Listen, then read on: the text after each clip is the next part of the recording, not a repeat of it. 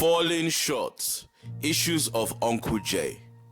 So Joseph, this term for you has been interesting, said Femi, as 26-year-old me took a seat in front of him in a cafe attached to the small theater he operated from.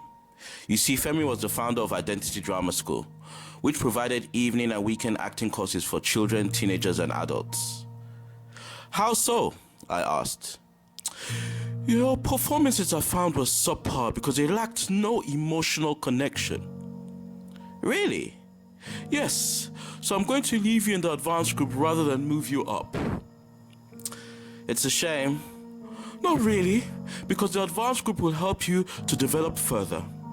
No, it's a shame that you have the opportunity to positively reach out to so many people with the craft of acting and the performing arts, but all you seem interested in is oppressing and taking advantage of people, I said, then leaving before Femi could give a response, fueled by arrogance and dishonesty.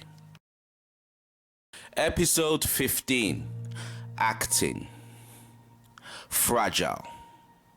Strong, independent, and as friendly as they come. Amongst my friends, I'm the most dominant one. Physically, I'm fit and as solid as a rock. On all my goals, I have a focus and a serious mental lock. Physically and mentally stable, from a distance I may seem, but I tell you it takes very little to hurt and upset me. I remember my first drama lesson at around 5 years old. It was a session I did in infant school, and I enjoyed it so much I thought about it for days on end. I definitely got the bug, as I remember thinking this was something I was meant to do. After that, apart from taking part in 2 school plays, nothing really happened for me in the way of acting. I moved to Nigeria and entered an environment where as a person I didn't matter, let alone my dreams. This period not only chipped away at my self-esteem, but it also chipped away at my audacity to even think about being an actor, let alone say it out loud. I remember successfully getting a part when in year 11 in a school production of Bugsy Malone, but then dropping out because of all the abuse I was experiencing at home. However, my natural dispensation for the performing arts was never totally extinguished and would show itself through my style of delivering as an educator and public speaker, right down to how I would tell stories while socializing with friends or people in general. The next time I stepped into any formal drama training was at the age of 25 via a London-based organization called Identity Drama School. I remember being so happy because finally I had a platform to express myself through the art of acting, a love I had kind of lost since the age of 5. I enjoyed myself with no real illusion about being famous or anything. However, the desire for Femi Ogun, the founder, to use identity as a way to belittle, devalue, and use people who were desperate to make it as actors became a bit too distracting for me. So after about 2 years, I left the organization. After joining an organization called Actor Works and a few drama workshops here and there, that like identity was all about using and devaluing people, I ended up doing a play called Strictly Bingo via a former tutor at Identity Drama School called Susan McLean. The play was written by Kofi Ajiman, a very camp and rude man. Like with previous acting groups, the project was all about using people. But I didn't care because it was a chance to have fun and immerse myself in the art of acting, like I had done at Identity showcases. Performing on stage confirmed that my instincts as a child was right. I was made to be a performing artist. There was a magic that I felt, along with the audience, which made me feel in that moment I was doing something I was made to do. Like at Identity and Actors Work, I put up with some crap from Kofi. But for the sake of completing the experience, I refrained from telling him about himself. My fellow actors didn't know this, and one even called to convince me not to leave the show. After that, I just did projects in my own time in the form of short movies, and now I do video blogs, while living vicariously through kids and teenagers I teach performing arts to. This may sound like sour grapes, but upon reflection, taking into account the turmoil I went through in terms of mental health challenges, I count myself lucky to never have made it as a successful actor, while still a teenager or young man. There's something about the business that can be way too self-indulgent, which is why it's the perfect breeding ground for all sorts of addictions and exploitation. When I hear reports of actors dying prematurely due to suicide and substance misuse, I can't help think that would easily have been me. My anime life, episode 15.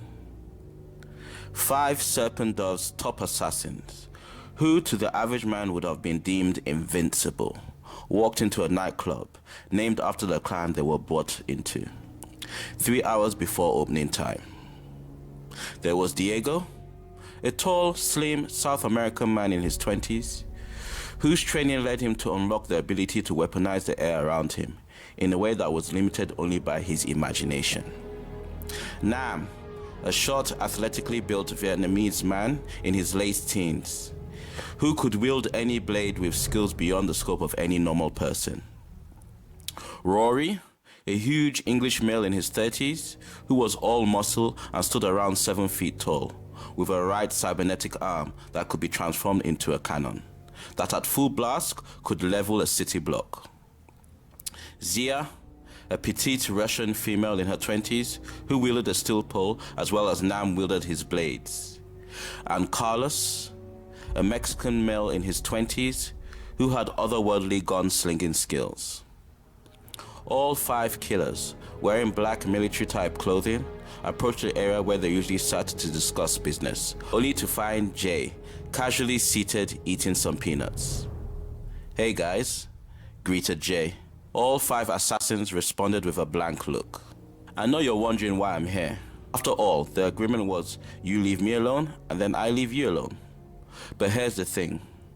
I know you run a slave trade operation through here, and I'm going to need you to stop so I don't have to downgrade your quality of life." All 5 assassins responded without hesitation by relentlessly attacking the nomad with the full extent of their abilities.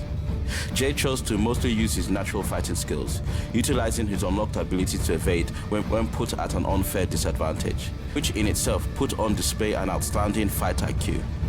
This continued until Jay had physically handicapped all 5 attackers in a creative and violent fashion.